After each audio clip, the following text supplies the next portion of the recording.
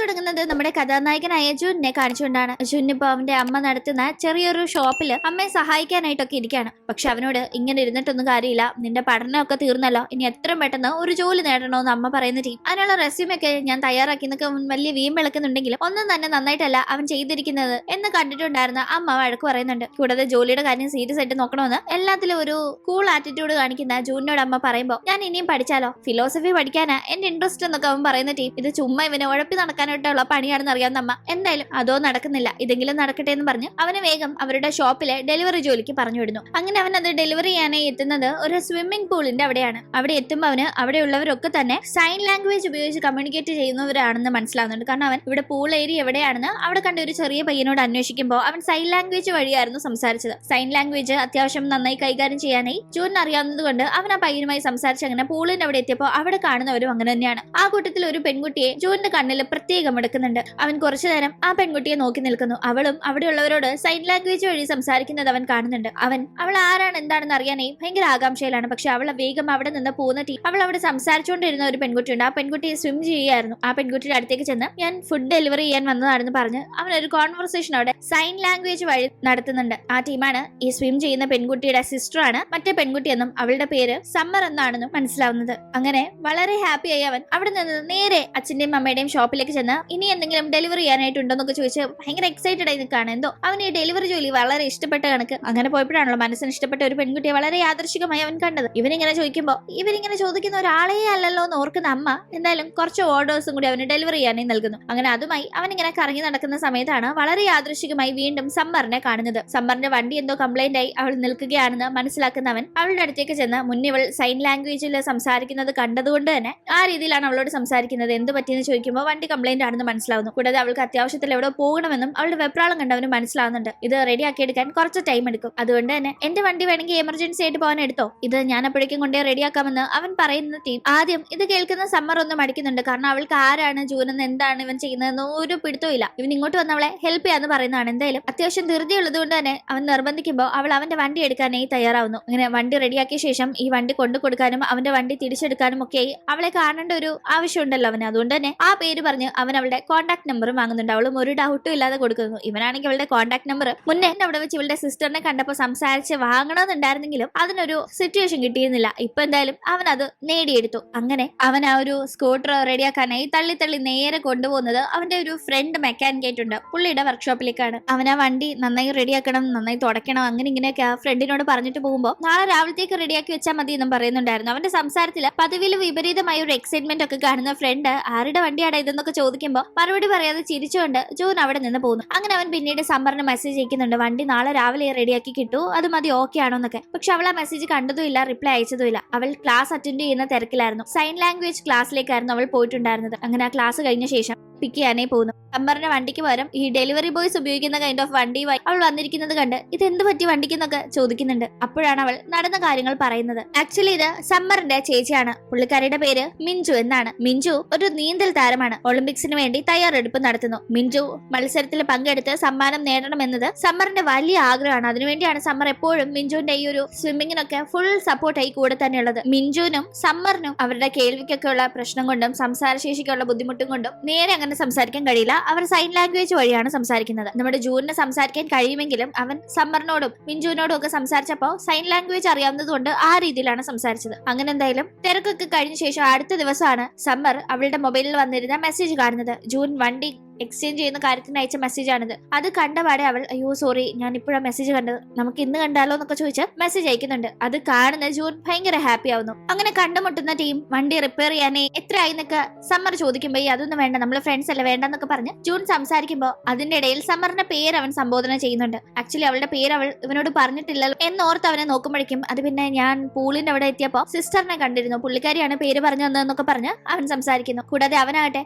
അവളെ ഒരു ട്രീറ്റിനെ വിളിക്കുന്നുണ്ട്. എന്തെങ്കിലും ഒരു കോഫി അല്ലെങ്കിൽ ഒരു കൂൾ ഡ്രിങ്ക്സോ എല്ലാം കുടിക്കാൻ പോയാലോ എന്നൊക്കെ അവൻ ചോദിക്കുമ്പോൾ അവൻ കാശോ വാങ്ങുന്നില്ല. അവന് ട്രീറ്റെങ്കിലും നൽകാന്ന് ഓർത്ത് അവൾ അങ്ങനെ അവന്റെ കൂടെ പോകുന്നുണ്ട്. അങ്ങനെ കോഫി കുടിക്കുന്ന സമയത്തും അവൻ അവളെ തന്നെ ഇടയ്ക്കിടയ്ക്ക് നോക്കിയിരിക്കുന്നുണ്ടായിരുന്നു. അവൾക്കാണെങ്കിൽ അതിന്റെ ഇടയിൽ ഫോണിൽ എന്തോ ഒരു മെസ്സേജ് വരുമ്പോ വേഗം തന്നെ തിരക്കുണ്ടെന്ന് പറഞ്ഞ് അവിടെ നിന്ന് പോന്നു. എന്തായാലും അവളെ കുറച്ചു നേരമെങ്കിലും കണ്ട് സംസാരിക്കാൻ പറ്റിയ ഭയങ്കര സന്തോഷത്തിലായിരുന്നു അവനുണ്ടായിരുന്നത്. അതുകൊണ്ട് തന്നെ അവനന്ന് വളരെ ഹാപ്പിയായി ഹോട്ടലിലേക്ക് എത്തുമ്പോൾ അവിടെ ഉണ്ടായിരുന്ന അച്ഛനും അമ്മയും ഇവന്റെ ഈ സന്തോഷവും തുള്ളിച്ചാട്ടവും ഒക്കെ കണ്ട് എന്തോ ഇവനിൽ നടക്കുന്നുണ്ട് എന്ന് തന്നെ മനസ്സിലാക്കുന്നുണ്ടായിരുന്നു. അങ്ങനെ പിന്നീട് അടുത്ത ദിവസം അവളെ കാണാൻ ഒരു അവസരവും അവനില്ലല്ലോ. അതുകൊണ്ട് തന്നെ മെസ്സേജ് അയക്കുന്നുണ്ട്. അവൾ എന്തെടുക്കാ, ഫുഡ് കഴിച്ചോന്നൊക്കെ ചോദിച്ച് നമ്പർ കയ്യിലുള്ളത് കൊണ്ട് തന്നെ അവൻ അങ്ങനെ മെസ്സേജ് അയക്കുമ്പോൾ ഞാൻ ഫുഡ് കഴിച്ചിട്ടില്ലാന്ന് അവൾ പറയുന്നു. തിരിച്ചിങ്ങനെ അവളുടെ റിപ്ലൈ മെസ്സേജ് കാണുന്ന അവൻ അയ്യോ ഫുഡ് കഴിച്ചില്ല അവള്, എങ്കിൽ ഫുഡ് കൊണ്ടേ കൊടുക്കണമല്ലോ എന്ന് ഉറപ്പിച്ച് അവൻ തന്നെ അവൾക്ക് വേണ്ടി ഫുഡ് കുക്ക് ചെയ്യുന്നു. പതിവില്ലാതെ ഇവനിങ്ങനെ കുക്കിങ്ങിന് കയറിയിരിക്കുന്നത് കണ്ടും അച്ഛനും അമ്മയ്ക്കും ഡൗട്ട്. ഒപ്പം തന്നെ ഇവന്റെ ആ മെക്കാനിക് ഫ്രണ്ടും അവിടെ ഉണ്ടായിരുന്നു. പുള്ളിക്കാരനും എന്തോ എവിടെയോ ചീഞ്ഞു നാറുന്നു എന്ന മട്ടില് ഇങ്ങനെ നോക്കിയിരിക്കുകയാണ്. കാരണം ഇവരൊക്കെ കാണുന്നത് ജൂനിൽ ഭയങ്കരമായ മാറ്റങ്ങളാണ്. അവൻ ഇങ്ങനെ ഒന്നും ചെയ്യുന്ന ഒരാളെ അല്ല. അവനകട്ടെ ഫുഡ് കുക്ക് ചെയ്ത് അവൾക്ക് കൊണ്ട് കൊടുക്കുമ്പോൾ ഇത്രയും ഫുഡ് എനിക്കാണോ എന്ന് അവൾ അന്തം വിട്ടു പോകുന്നുണ്ട്. ഏത് ഫുഡാണ് അവൾക്ക് ഇഷ്ടമെന്ന് അറിയാത്തത് കൊണ്ട് എല്ലാം കുക്ക് ചെയ്ത് കൊണ്ടുവന്നു എന്ന് അവനും ഭയങ്കര സന്തോഷത്തിൽ പറയുന്നു. മുന്നേ വണ്ടി റെഡിയാക്കിയതിന്റെ കാശ് പോലും അവൻ വാങ്ങിച്ചിട്ടില്ലല്ലോ. ഇപ്പൊ ഈ ഫുഡ് കൊണ്ടുവന്നതിന്റെ കാശ് വാങ്ങിക്കാൻ റെഡി ആവാത്തപ്പോ അവൾ ചോദിക്കാതെ തന്നെ അവൻ കൊണ്ടുവന്ന ഫുഡാണ് അതെങ്കിലും അവൻ അവരുടെ ഫാമിലി നടത്തുന്ന ഹോട്ടലിൽ നിന്ന് ഉണ്ടാക്കിക്കൊണ്ട് വന്ന ഫുഡാണെന്ന് മനസ്സിലാക്കുന്നവൾ അങ്ങനെ കാശ് വാങ്ങാതെ പോകാനായി അവനെ സമ്മതിക്കുന്നില്ല. നിർബന്ധിച്ച് തന്നെ കാശ് അവന്റെ കയ്യിൽ കൊടുക്കുന്നു. അങ്ങനെ പിന്നീട് നമ്മൾ കാണുന്നത് മിഞ്ചു സ്വിമ്മിങ് പ്രാക്ടീസ് ചെയ്യുന്ന ടീം അവിടെ സമ്മറും ജൂനും ഉണ്ടായിരുന്നു. ഈ സമയത്ത് അവിടെ വേറൊരു ഗ്യാങ് എത്തി. ഇവർ പ്രാക്ടീസ് ചെയ്യുന്ന അതേ പൂളിന്റെ അവിടെ തന്നെ അവർക്ക് പ്രാക്ടീസ് ചെയ്യണമെന്നും പറഞ്ഞ് വഴക്കുണ്ടാക്കാണ്. വെറുതെ അവിടെ പ്രശ്നം ഉണ്ടാക്കാൻ നോക്കുന്നു. അവിടെ വേറെ പൂളൊക്കെ ഉണ്ടെങ്കിലും അങ്ങോട്ടേക്കൊന്നും മാറാതെ ഇവിടെ തന്നെ പ്രാക്ടീസ് ചെയ്യണമെന്നതാണ് അവരുടെ ആവശ്യം. ചിലരുണ്ടല്ലോ എന്തെങ്കിലുമൊക്കെ വയ്യാഴികയോ ബുദ്ധിമുട്ടോ ഒക്കെ ഉള്ള ആളുകളെ വളരെ പുച്ഛത്തിൽ കണ്ട് ട്രീറ്റ് ചെയ്യുന്ന ആളുകൾ. അതേ കണക്ക് ചില ആറ്റിറ്റ്യൂഡ് ഉള്ള ആൾക്കാരായിരുന്നു ഇവർ. ഒരു കാര്യമില്ലാതെ കാത് കേൾക്കാൻ സാധിക്കാത്ത ഇവരുടെ അടുത്ത് വന്ന് ഇവർക്ക് ഇങ്ങനെ ഒരു കുറവുള്ളപ്പോ എന്തിനാണ് നീന്തലൊക്കെ പ്രാക്ടീസ് ചെയ്യുന്ന മട്ടില് വളരെ കളിയാക്കി സംസാരിക്കുകയും ഈവനിങ് അവർ പ്രാക്ടീസ് ചെയ്യാനായി എത്തുന്ന ടീം ഈ പൂളൊക്കെ ക്ലീൻ ചെയ്ത് ഇനി മുതൽ ഇത് അവർക്കുള്ള ഏരിയ എന്ന ഒരു രീതിയിൽ പൊക്കണമെന്നൊക്കെ പറഞ്ഞാണ് വിടുന്നത്. ഇതൊക്കെ കേട്ട് അവിടെ ജൂൻ ഉണ്ടെങ്കിലും അപ്പൊ അവനൊന്നും മിണ്ടുന്നില്ല. പക്ഷെ ആ ലേഡി പുറത്തേക്ക് എത്തി അവരുടെ കാർ എടുത്തോണ്ട് പോകാനായി ഒരുങ്ങുന്ന സമയത്ത് അകത്ത് അവർ നടത്തിയ ആ ഒരു ഷോയുടെ പേരിൽ അവൻ അവരോട് ദേഷ്യപ്പെടുന്നു. ഒപ്പം തന്നെ അവൻ അവരുടെ ഫോട്ടോ എടുക്കുന്നുണ്ട്. മറ്റൊന്നുമല്ല, ഇവരിപ്പോ കാർ പാർക്ക് ചെയ്തിരിക്കുന്നത് ഹാൻഡിക്യാപ്ഡ് ആയിട്ടുള്ള ആളുകൾക്ക് വേണ്ടി മാത്രം റിസർവ് ചെയ്തിരിക്കുന്ന പാർക്കിങ്ങിന്റെ അവിടെയാണ്. ഹാൻഡിക്യാപ്ഡ് ആയിട്ടുള്ള ആളുകളെ പുച്ഛിച്ച് സംസാരിക്കാൻ വേണം, അവർക്കുള്ള റിസർവേഷൻ തട്ടിയെടുക്കാൻ വേണം അല്ലെന്ന് അവൻ ചോദിക്കുകയും ആ ലേഡി പെട്ടെന്ന് ഇതങ്ങനെ റിപ്പോർട്ട് പോയാലും നല്ല ഫൈൻ കിട്ടും, അതുകൊണ്ട് വേഗം അവിടെ നിന്ന് കാർ എടുത്ത് പോകുന്നുണ്ടെങ്കിലും എടുത്ത് ആ ഫോട്ടോ വെച്ച് ജൂൻ അവരുടെ മേലിൽ കംപ്ലൈന്റ് കൊടുക്കുന്നു.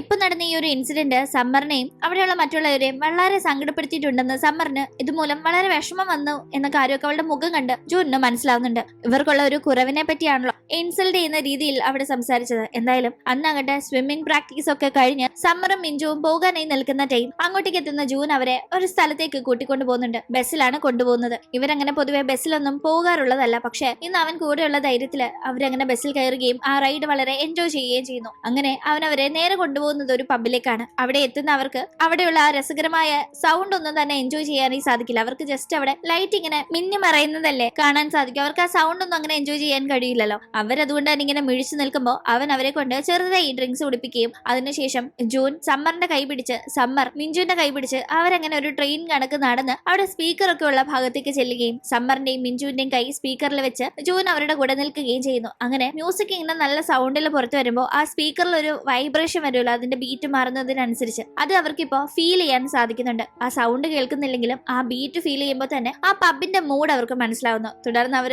അവിടെ നല്ലവണ്ണം എൻജോയ് ചെയ്യുന്നുണ്ട്. സമ്മറിന്റെയും മിഞ്ചുവിന്റെയും ആ ഒരു ഡാൻസ് ഒക്കെ കണ്ട് ജൂനും ഹാപ്പി ആവുന്നു. അവൻ അവരുടെ ആ രസകരമായ നിമിഷത്തിന്റെ ഫോട്ടോ ഒക്കെ എടുത്തു വെക്കുന്നു. അങ്ങനെ അതിനുശേഷം അവിടെ നിന്ന് ഇറങ്ങുന്ന ടീം ഇവർ സംസാരിച്ച് നടന്നു വരട്ടെ എന്ന് കരുതി മിഞ്ചു വേഗം തന്നെ അവിടെ നിന്ന് പോകുന്നുണ്ട്. സമ്മർ ആകട്ടെ ജൂനിനോട് ഇന്ന് ആ നടന്ന ഇൻസിഡന്റ് മൂലം അവൾ വളരെ അപ്സെറ്റ് ആയിരുന്നു. പക്ഷെ ഇന്ന് ഒട്ടും പ്രതീക്ഷിക്കാതെ അവനിങ്ങനെ ഒരു സ്ഥലത്ത് കൂട്ടിക്കൊണ്ട് പോയപ്പോ തന്നെ മൂഡൊക്കെ ചേഞ്ച് ആയി വളരെ ഹാപ്പി ആയിട്ടുണ്ട് ഇപ്പോഴെന്നെല്ലാം അവനോട് താങ്ക്സ് പറഞ്ഞു പറയുമ്പോൾ അവനും ഹാപ്പി ആവുന്നുണ്ട്. ഇന്ന് പുറത്തേക്കൊക്കെ തങ്ങളെ കൊണ്ടുപോയി അവന് അത്യാവശ്യം നല്ല കാശ് ചെലവായിട്ടുണ്ടെന്ന് മനസ്സിലാക്കുന്ന അവൻ കാശൊന്നും ചോദിച്ചില്ലെങ്കിലും എത്ര ചെലവായെന്ന് അവൾ ചോദിക്കുമ്പോൾ അവൻ പറയുന്നില്ലെങ്കിലും നിർബന്ധിച്ച് കുറച്ച് കാശ് അവന്റെ അക്കൗണ്ടിലേക്ക് ട്രാൻസ്ഫർ ചെയ്യുന്നു. അങ്ങനെ കാര്യങ്ങൾ നല്ല രീതിയിൽ മുന്നോട്ട് പോവാണ്. ഇതിന്റെ ഇടയിൽ ഒരു സ്വിമ്മിംഗ് കോമ്പറ്റീഷൻ വരുന്നുണ്ട്. ആ കോമ്പറ്റീഷനിൽ പങ്കെടുക്കുന്ന മിഞ്ചു 27 സെക്കൻഡുകൾ എടുത്താണ് ഫിനിഷിംഗ് പോയിന്റിൽ എത്തുന്നത്. ഗാലറിയിൽ ഉണ്ടായിരുന്ന സമ്മറിന് ഒരുപാട് സന്തോഷമാവുന്നു. മിഞ്ചുവിന് അതിൽ വിജയിച്ച് കിട്ടിയ ഗോൾഡ് മെഡൽ അവൾ സമ്മറിന് സമ്മാനിക്കുന്നുണ്ട്. ഈ ഒരു കോമ്പറ്റീഷനിലൊക്കെ ജയിച്ച് വേണം മുന്നോട്ട് പോയി നാഷണൽ കോമ്പറ്റീഷൻസിൽ പങ്കെടുക്കാനായി. പക്ഷെ അതിൽ ഇപ്പൊ എടുക്കുന്ന ടൈമിനേക്കാൾ കുറച്ചുകൂടെ കുറവ് ടൈം വേണം എടുക്കാൻ. അതുകൊണ്ട് തന്നെ നന്നായി പ്രാക്ടീസ് ചെയ്യണമെന്നൊക്കെ അവൾ ചേച്ചിയോട് പറയുന്നു. അങ്ങനെ ഈ ഒരു ഹാപ്പി ന്യൂസ് ജൂനിനോട് ഷെയർ ചെയ്യാനായി വേഗം അവനെ ഫോൺ ചെയ്ത് ഗോൾഡ് മെഡൽ കാണിക്കുകയൊക്കെ ചെയ്യുന്നുണ്ട് സമ്മർ.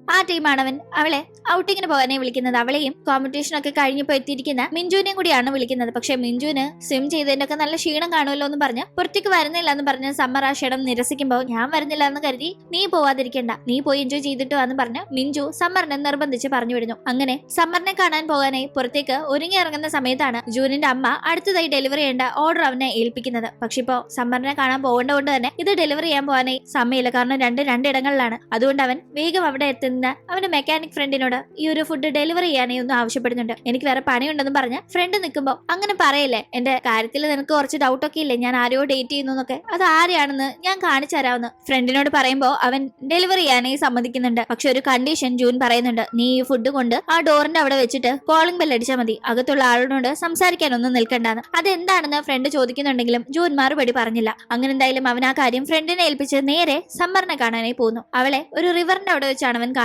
വളരെ മനോഹരമായ ഒരു സ്ഥലത്തിരുന്ന് അവർ ഒരുപാട് നേരം സംസാരിക്കുന്നുണ്ട്. ആ ടീം അവൾക്ക് എന്താണ് ലൈഫില് ആഗ്രഹമെന്ന് ജൂൻ ചോദിക്കുമ്പോൾ മിഞ്ചു ഒളിമ്പിക്സിൽ പങ്കെടുത്ത് മെഡൽ നേടണം, അതാണ് എന്റെ ആഗ്രഹം എന്ന് സമ്മർ പറയുന്ന ടീം അത് മിഞ്ചുവിന്റെ ആഗ്രഹമല്ലേ, നിന്റെ ആഗ്രഹം എന്താണെന്ന് ചോദിക്കുമ്പോൾ എനിക്കായിട്ട് അങ്ങനെ ഒരു ആഗ്രഹങ്ങളും ഇന്ന് വരെ ഉണ്ടായിട്ടില്ല, ഞാൻ അങ്ങനെ ഒന്നും ചിന്തിച്ചിട്ടില്ല എന്ന് സമ്മർ പറയുമ്പോൾ തിരിച്ച് ജൂനിന് എന്താണ് അങ്ങനെ ആഗ്രഹം എന്ന് ചോദിക്കുമ്പോൾ അവനും അങ്ങനെ ഒന്നും ഇല്ല എന്ന് പറയുന്നുണ്ട്. അത് കേൾക്കുന്ന അവൾ ചിരിക്കുമ്പോൾ അവനാകട്ടെ നമുക്ക് രണ്ടുപേർക്കും ഒന്നിച്ച് നമ്മുടെ ലൈഫിൽ എന്താ വേണ്ടതെന്ന് അന്വേഷിക്കാൻ തുടങ്ങിയാലോ എന്നെല്ലാം ഇൻഡയറക്റ്റ് ആയി അവളോടുള്ള ഇഷ്ടം ഇങ്ങനെ പറഞ്ഞു വരുമ്പോഴേക്കും അവൾ അതൊക്കെ കേട്ട് ചിരിക്കുകയാണ്. അങ്ങനെ ആ ഫ്രണ്ട് ഫുഡ് ഡെലിവറി ചെയ്യാനായി പോകുന്നത് മറ്റെവിടെയല്ല, നമ്മുടെ മിഞ്ചുവിന്റെ വീട്ടിലാണ്. അതായത് നമ്മുടെ സമ്മറും മിഞ്ചുവും താമസിക്കുന്ന വീട്. അവിടെ അവൻ ഫുഡ് ഡെലിവറി ചെയ്യുന്നതിന്റെ ഇടയിൽ അവിടെയുള്ള മിഞ്ചുവിനെ കാണുന്നുണ്ട്. പക്ഷെ ഒന്നും തന്നെ അവിടെ ഒരു കോൺവെർസേഷനായി നടക്കുന്നില്ല. അപ്പാർട്ട്മെന്റിൽ ഒറ്റയ്ക്ക് കിടന്ന് ഉറങ്ങുകയായിരുന്നു മിഞ്ചു. അവൾ സ്വിമ്മിംഗ് കോമ്പറ്റീഷൻ കഴിഞ്ഞതിന്റെ നല്ല ക്ഷീണത്തിലായിരുന്നു. ആ അപ്പാർട്ട്മെന്റ് ബിൽഡിംഗിലാകട്ടെ ഫയർ എല്ലാം മുഴങ്ങുന്നുണ്ടായിരുന്നു. പക്ഷെ മിഞ്ചു ഒന്നും അറിഞ്ഞില്ല. അവൾ നല്ല ഉറക്കമായിരുന്നത് കൊണ്ട് തന്നെ അവിടെ പുക വന്നു നിറയുന്നതും കണ്ടില്ല. അവൾക്ക് കാത് കേൾക്കാത്തത് കൊണ്ട് തന്നെ ഫയർ അലാമിന്റെ സൗണ്ടും അവൾ കേട്ടില്ല. അവൾ ഏറെ കഴിഞ്ഞാണ് കണ്ണു തുറക്കുന്നത്. അപ്പോഴേക്കും നന്നായി തന്നെ പുക വന്നിരുന്നു. അവൾ ആകെ പാനിക് ആവുന്നുണ്ട്. ഒറ്റയ്ക്ക് എന്ത് ചെയ്യണമെന്ന് അറിയാതെ തപ്പിത്തടഞ്ഞ് അവൾ നേരെ ലിഫ്റ്റിലേക്കാണ് ചെന്ന് കയറുന്നത്. ഇങ്ങനെ തീപിടുത്തമൊക്കെ ഉള്ള സമയത്ത് ലിഫ്റ്റിൽ കയറുന്നത് തന്നെ അപകടമാണ്. അങ്ങനെയുള്ള സമയത്ത് മുകൾ നിലയിലുള്ളവർ രക്ഷപ്പെടാനായി പടിക്കെട്ടുകളാണ് ഉപയോഗിക്കേണ്ടത്. എന്തായാലും ആ കാര്യങ്ങളൊന്നും ഓർക്കാതെ ലിഫ്റ്റിൽ ചെന്ന് കയറി അവിടെ ആകെ പെട്ടുപോവുകയായിരുന്നു മിഞ്ചു. ഇവിടെ ഈ കാര്യം നടക്കുന്നത് അറിയാതെ വളരെ ഹാപ്പിയായി സംസാരിച്ച് നടന്നു വരികയായിരുന്ന ജൂനിന്റെ ഒപ്പമുള്ള സമ്മറിന് ഫോണിൽ ഒരു മെസ്സേജ് വരുന്നു. മെസ്സേജിൽ അവളുടെ ചേച്ചി ഇതുപോലെ തീപിടുത്തം നടന്ന അപ്പാർട്ട്മെന്റിൽ ഉണ്ടായിരുന്നല്ലോ, അപ്പൊ അതിന്റെ മെസ്സേജ് ആണ് കാണുന്നത്. അത് കണ്ടപാട് കൂടെയുള്ള ജൂനിനോട് പോലും എന്താണെന്ന് പറയാതെ വളരെ പാനിക്കായി അവിടെ നിന്ന് സമ്മർ ഓടുന്നതിന്റെ ഇടയിൽ അവൾ വണ്ടി വരുന്നത് പോലും ശ്രദ്ധിക്കാതെ അപകടത്തിൽ പെടേണ്ടതായിരുന്നു. തലനാട് ഇരക്കാണ് രക്ഷപ്പെട്ടത്. അങ്ങനെ അവൾ നേരെ ഓടി ഹോസ്പിറ്റലിലേക്ക് ചെല്ലുമ്പോഴേക്കും ലിഫ്റ്റിൽ കുടുങ്ങി പോയിട്ടുണ്ടായിരുന്ന മിഞ്ചുവിനെ ആരോ സേവ് ചെയ്തിട്ടുണ്ടായിരുന്നു. മിഞ്ചു ഇപ്പൊ ഹോസ്പിറ്റലൈസ്ഡ് ആണ്. എന്തായാലും കുഴപ്പമൊന്നുമില്ല. എന്നിരുന്നാലും മിഞ്ചുവിന് ഈ അവസ്ഥയിൽ കാണുമ്പോൾ സമ്മറിന് ഭയങ്കര സങ്കടവും ടെൻഷനും ആവുന്നുണ്ട്. അവൾ മിഞ്ചുവിന്റെ കൂടെ ഉണ്ടായിരുന്നെങ്കിൽ മിഞ്ചുവിന് ഒരു ബുദ്ധിമുട്ടും ഉണ്ടാവാതെ നോക്കുമായിരുന്നെന്നും മിഞ്ചു ഒളിമ്പിക്സിലൊക്കെ അധികം വൈകാതെ പങ്കെടുക്കേണ്ട ഒരു നീന്തൽ താരമാണ്. എന്തെങ്കിലും പറ്റിപ്പോയിരുന്നെങ്കിൽ ഇത്രയും വർഷം മിഞ്ചു ഇതിനു വേണ്ടിയൊക്കെ കഷ്ടപ്പെട്ടത് വെറുതെ ആകുമായിരുന്നല്ലോ. താൻ മിഞ്ചുവിന്റെ കൂടെ വേണ്ടതായിരുന്നു. താൻ കൂടെ ഇല്ലാത്തതുകൊണ്ടാണ് ഇങ്ങനെ പ്രശ്നം ഉണ്ടായതെന്ന്, ഇതൊക്കെ നടന്നത് തന്റെ കുഴപ്പമാണെന്ന രീതിയിലായിരുന്നു അവിടെ ഇരുന്ന് സമ്മറിന്റെ സംസാരം. ജൂനിന്റെ കൂടെ താൻ പുറത്തു പോകാൻ പാടില്ലായിരുന്നു എന്നതാണ് അവളുടെ മനസ്സിൽ മുഴുവനുള്ളത്. അതുകൊണ്ട് തന്നെ അവൾ പിന്നീട് ജൂൻ കോണ്ടാക്ട് ചെയ്യാൻ നോക്കുമ്പോൾ ഒരു രീതിയിലും അതിന് റെസ്പോണ്ട് ചെയ്യുന്നില്ല. മിഞ്ചുവിനെ ഹോസ്പിറ്റലിൽ നിന്ന് ഡിസ്ചാർജ് ചെയ്ത ശേഷം വീണ്ടും പ്രാക്ടീസിന് സമ്മർ കൂട്ടിക്കൊണ്ടു പോകുന്നുണ്ട്. പക്ഷെ മിഞ്ചുവിന് നന്നായി നീന്താൻ കഴിയുന്നില്ല. പകുതി എത്തുമ്പോഴേക്കും അവൾക്ക് ഭയങ്കരമായി ശ്വാസമുട്ടലൊക്കെ അനുഭവപ്പെടുന്നു. ആ ഫയർ ആക്സിഡന്റ് നടന്ന സമയത്ത് ഭയങ്കരമായി പുക മിഞ്ചു ശ്വസിച്ചിട്ടുണ്ടായിരുന്നു. അതാണ് അവൾക്ക് ഇപ്പോൾ ഇത്രയും ബ്രീത്തിങ് പ്രോബ്ലം വരുന്നതെന്ന് സമ്മറിന് മനസ്സിലാവുന്നുണ്ട്. എന്തായാലും സമ്മറിനോട് ആ ഒരു ഇൻസിഡന്റിന് ശേഷം മിഞ്ചു വല്ലാത്തൊരു അകൽച്ച കാണിക്കുന്നുണ്ട്. പ്രാക്ടീസ് കഴിഞ്ഞ് പിക്ക് ചെയ്യാനേ എപ്പോഴത്തെ പോലെ സമ്മർ കാത്തിരിക്കുമ്പോൾ വേണ്ട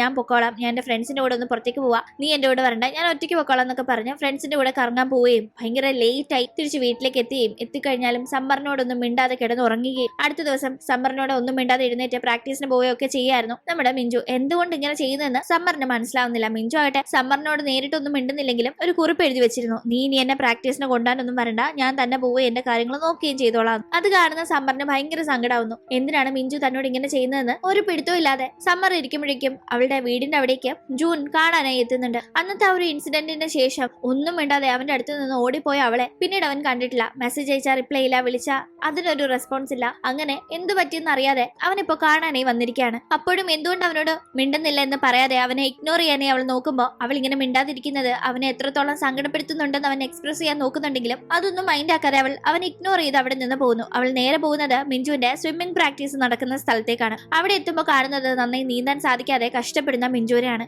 അവൾ ആകെ അപ്സെറ്റ് ആവുന്നു. അപ്പോഴേക്കും പ്രാക്ടീസ് കഴിഞ്ഞെത്തുന്ന മിഞ്ചു സമ്മർ അവിടെ നിൽക്കുന്നത് കണ്ട്, നീ വിഷമിക്കേണ്ട, എനിക്ക് കുഴപ്പമൊന്നുമില്ല, എനിക്ക് ഉടനെ നാഷണൽ ടീമിൽ ഈ ഒരു അവസ്ഥയിൽ ജോയിൻ ചെയ്യാൻ സാധിക്കില്ല എന്നത് റിയാലിറ്റിയാണ്, അത് അക്സെപ്റ്റ് ചെയ്തേ പറ്റൂ എന്ന് കരുതി എന്റെ ഡ്രീംസിന് ഞാൻ ഗീവ് അപ്പ് ചെയ്യില്ല. നീ വെറുതെ എനിക്ക് പറ്റിയ പ്രശ്നങ്ങൾക്ക് നീയാണ് കാരണം എന്ന് പറഞ്ഞ് സ്വയം പഴിചാരി നിന്റെ ലൈഫ് കുളവാക്കാതെ നിന്റെ കാര്യം നോക്കി മുന്നോട്ട് പോകണം. ഒളിമ്പിക്സിൽ ഞാൻ പങ്കെടുക്കുക എന്നത് എന്റെ സ്വപ്നമാണ്. അത് നീ നിന്റെ സ്വപ്നമായി കണ്ട് എനിക്ക് വേണ്ടി ചെയ്തു നോക്കാൻ മതി. ഇനിയെങ്കിലും നീ നിന്റെ ജീവിതം ഒന്ന് ജീവിക്ക്. നിനക്ക് എന്താ വേണ്ടതെന്ന് ലൈഫിൽ ഒന്ന് കണ്ടുപിടിച്ച് ആ രീതിയിൽ മുന്നോട്ട് പോ. വെറുതെ എനിക്ക് വേണ്ടി നീ ഇങ്ങനെ ഒന്നും ചെയ്യരുത്, അത് എന്നെ ഏറ്റവും കൂടുതൽ സങ്കടപ്പെടുത്തുന്നല്ല മിഞ്ചു സമ്മറിനോട് പറയുന്നുണ്ട്. ഇവിടെ അങ്ങനെ കാര്യങ്ങൾ നടക്കുമ്പോഴേക്കും ഗേൾ ഫ്രണ്ടിനെ കാണിച്ചു തരാമെന്നും പറഞ്ഞ് ജൂൻ ഒരു ഓഫർ നൽകിയിട്ടും ഇതുവരെ കാണിച്ചില്ലല്ലോ എന്ന കാര്യത്തെ പറ്റി മെക്കാനിക് ഫ്രണ്ട് സംസാരിക്കാനായി പോകുമ്പോഴേക്കും അതൊന്നും ഇനി നടക്കില്ല, അതൊക്കെ കഴിഞ്ഞുപോയ കാര്യങ്ങളാണെന്ന് സമ്മർ തന്നോട് പിണക്കായ കാര്യം കൊണ്ട് ജൂൻ ആകെ നിരാശയിലാവുന്നു. എന്താണ് നിങ്ങൾക്കിടയിലെ പ്രശ്നത്തിന്റെ കാരണമെന്ന് ഫ്രണ്ട് ചോദിക്കുമ്പോൾ അറിയില്ല, ഞാനതോ തെറ്റ് ചെയ്തു എന്നൊക്കെ അവള് പറയുന്നത്. എനിക്കൊന്നും മനസ്സിലാവുന്നില്ല എന്നല്ല ജൂൻ പറയുമ്പോൾ നീ ഒന്ന് സോറി പറഞ്ഞ് പ്രശ്നങ്ങൾ സോൾവ് ആക്കുക, ഒന്ന് ഫോൺ വിളിക്കുന്നൊക്കെ ഫ്രണ്ട് പറയുമ്പോൾ അങ്ങനെ ഫോൺ വിളിക്കാൻ കഴിയില്ല, അവൾക്ക് കാത് കേൾക്കില്ല, അതുകൊണ്ട് അത് നടക്കില്ല എന്ന് ജൂൻ പറയുമ്പോഴാണ് ഫ്രണ്ടിന് കാര്യം മനസ്സിലാവുന്നത്.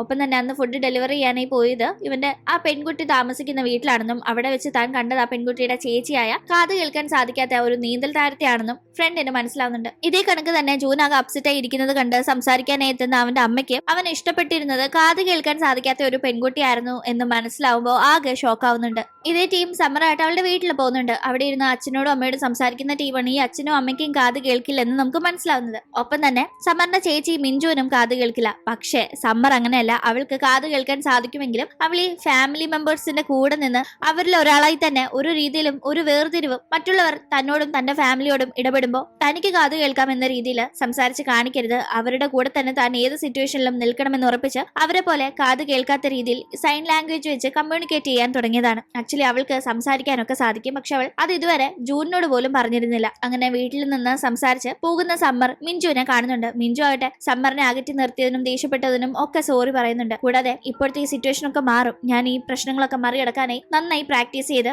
മുന്നോട്ട് വരും, നീ എന്നെ പറ്റി ഓർത്ത് വിഷമിക്കരുത്, എനിക്ക് നിനക്കൊരു ഭാരമായിട്ട് ഇരിക്കാൻ താല്പര്യമില്ല, അറിയാം നീ എന്നെ അങ്ങനെ കാണുന്നില്ല, എന്നാലും അത് വേണ്ട, നീ നിന്റെ ലൈഫുമായി മുന്നോട്ട് പോകണം. ഞാൻ നിന്നോട് കാര്യം എന്താണെന്ന് പറയാതെ പിണങ്ങിയിരുന്നപ്പോ നിനക്ക് അതിന്റെ വിഷമം മനസ്സിലായില്ല, അതേ കണക്കായിരിക്കില്ലേ നീ ചെയ്യാത്ത ഒരു തെറ്റിന്റെ പേരിൽ അത് നിന്റെ തെറ്റാണ്, അതിന് കാരണം ജൂനും കൂടിയാണ് എന്ന ചിന്തയൊക്കെ കൊണ്ട് അവനെ അകറ്റി നിർത്തുമ്പോൾ അവനും തോന്നുന്നത് എല്ലാം മാറ്റി നിർത്തി നീ നന്നായി മുന്നോട്ട് പോകണം, നിന്റെ ലൈഫിൽ നിനക്ക് പറ്റിയ ഒരാളെ കിട്ടുന്ന ടീം അത് വിട്ടുകളയാതെ ചേർത്ത് നിർത്തണം, നന്നായി മുന്നോട്ട് പോകണമെന്നെല്ലാം ചേച്ചി അവളെ കാര്യങ്ങൾ പറഞ്ഞ് മനസ്സിലാക്കാനായി നോക്കുന്നു. ഇതേ ടീം ആദ്യം തന്റെ മകൻ ഇഷ്ടപ്പെടുന്നത് സംസാരശേഷി ഇല്ലാത്ത ഒരു പെൺകുട്ടിയാണെന്ന് അറിഞ്ഞപ്പോ അമ്മ ഒന്ന് അപ്സെറ്റ് ആയെങ്കിലും ആ കാര്യം അച്ഛനോട് പറയുമ്പോൾ അതിനെന്താ നല്ല പെൺകുട്ടി ആയാൽ പോരെയെന്ന് അച്ഛൻ ചോദിക്കുന്നുണ്ട്. അത് കേൾക്കുമ്പോ അമ്മ എനിക്ക് മതി, നിങ്ങൾ എന്ത് പറയുന്നുള്ള പേടിയായിരുന്നു എനിക്കിപ്പോ സമാധാനമായി എന്നൊക്കെ പറഞ്ഞ് ഹാപ്പി ആവുന്നുണ്ട്. അപ്പോഴേക്കും പൂളിൽ ഒറ്റയ്ക്ക് ഇരിക്കുകയായിരുന്നു സമ്മർ. അവളുള്ള അതേ സമയം അങ്ങോട്ടേക്ക് ജൂൻ വരുന്നുണ്ട്. അവൻ പക്ഷെ അവളുടെ മുന്നിലേക്ക് പോവാതെ അവളുടെ ബാക്ക് സൈഡിലായി മാറിയിരുന്ന് അവളെ അവൻ എത്രത്തോളം ഇഷ്ടപ്പെടുന്നു എന്നെല്ലാം പറയുന്നുണ്ടായിരുന്നു. ഇങ്ങനെ ഇരുന്ന് പറഞ്ഞ കാത് കേൾക്കാത്ത അവൾക്ക് കേൾക്കാൻ സാധിക്കില്ല എന്ന് അവൻ അറിയാം. പക്ഷെ അവളുടെ മുഖത്ത് നോക്കി പറയുമ്പോൾ അവളിപ്പോ പിണക്കത്തിലാണല്ലോ, അതുകൊണ്ട് ഏത് രീതി റിയാക്ട് ചെയ്യുന്ന അറിയാത്തതുകൊണ്ട് അവൻ ഇങ്ങനെ അവിടെ ഇരുന്ന് പറയുന്നതേ ഉള്ളൂ. അവളാകട്ടെ ഇത് കേട്ടപാടെ അവൾക്ക് കാത് കേൾക്കാം എന്നത് അവനോട് ഇതുവരെ പറഞ്ഞിട്ടില്ലല്ലോ, ഇപ്പോഴും അത് കേട്ട രീതിയിൽ ഭാവിക്കാതെ നേരെ അവന്റെ അടുത്തേക്ക് ചെന്ന് കൈ നീട്ടുന്നു. അവൻ അവളെ കരയ്ക്ക് കയറ്റാനാണ് കൈ നീട്ടുന്നതെന്ന് കരുതി പിടിച്ചു വലിക്കുമ്പോൾ അതിലും ശക്തിയിൽ പിടിച്ചു വലിച്ച് അവൾ അവനെ പൂളിലേക്ക് ഇടുന്നുണ്ട്. ആ ടീം അവൾ ചിരിക്കുന്നത് കാണുമ്പോഴാണ് പിണക്കമൊക്കെ മാറിയെന്ന കാര്യം അവന് മനസ്സിലാവുന്നത്. അവനാകട്ടെ ഇവൾ പാർട്ട് ടൈം ജോലി ട്രൈ ചെയ്യുന്നു എന്ന് അറിഞ്ഞുകൊണ്ട് തന്നെ അവന്റെ ഹോട്ടലിലേക്ക് അവളെ പാർട്ട് ടൈം ജോലിക്ക് വിളിക്കുന്നു. അത് തനിക്ക് വെറും ഒരു ജോലി മാത്രമല്ല എന്നാ വിളി കേൾക്കുമ്പോഴേ അവൾക്ക് മനസ്സിലാവുന്നുണ്ട്. അതുകൊണ്ട് തന്നെ അവൾ അങ്ങോട്ടേക്ക് അവന്റെ കൂടെ ചെല്ലാണ്. അവളെ റിസീവ് ചെയ്യാനായി അവന്റെ അച്ഛനും അമ്മയും റെഡി ആയിരിക്കുകയായിരുന്നു. അവളോട് സംസാരിക്കാനായുള്ള കാര്യങ്ങൾ അവർ വലിയ നോട്ട്ബുക്കിൽ എഴുതി വെച്ചിട്ടുണ്ട്, കാരണം അവർക്ക് സൈൻ ലാംഗ്വേജ് അറിയില്ല. തുടർന്ന് അവൻ എല്ലാ കാര്യങ്ങളും അവരോട് പറഞ്ഞിട്ടുണ്ടെന്നും അവൻ ഇഷ്ടപ്പെടുന്ന പെൺകുട്ടി അവർക്കും വലിയ ഇഷ്ടമാണെന്നും ഒക്കെ പറഞ്ഞ് ഭയങ്കര കാര്യമായി സംസാരിക്കുമ്പോൾ സൈഡിൽ അച്ഛനിരുന്ന് ഇങ്ങനെ ആ ഒരു കുറിപ്പൊക്കെ ഇങ്ങനെ മാറ്റുന്നുണ്ട്. അവൾ അത് വായിച്ച് മനസ്സിലാക്കാനായി. അമ്മ സൈഡിലിരുന്ന് ഇങ്ങനെ പറയുന്നതിനനുസരിച്ച് അച്ഛൻ അവിടെ ഇരുന്ന് ഇങ്ങനെ പേപ്പർ മാറ്റുന്നത് കണ്ട് സത്യത്തിൽ അവൾക്ക് ചിരി വരുന്നുണ്ട്. ഒരു പാർട്ട് ടൈം ജോലിക്കാരിയായിട്ട് മാത്രമല്ല, ഞങ്ങളുടെ ഫാമിലിയിലെ ഒരാളായും മോളെ ഞങ്ങൾ ക്ഷണിക്കുന്നു എന്നും പറഞ്ഞ് അച്ഛനും അമ്മയും സംസാരിക്കുമ്പോൾ അതിനവൾ വളരെ സന്തോഷത്തിൽ റെസ്പോണ്ട് ചെയ്യുമ്പോൾ ആദ്യം ഇവരൊന്നും ഞെട്ടുന്നുണ്ട്. ജൂണിന് ഉൾപ്പെടെയാണ് ഞെട്ടുന്നത്. കാരണം അത്രയും നാൾ അവൾക്ക് ഇങ്ങനെ സംസാരിക്കാൻ കഴിയുമെന്ന് അവൻ വിചാരിച്ചിരുന്നതല്ല.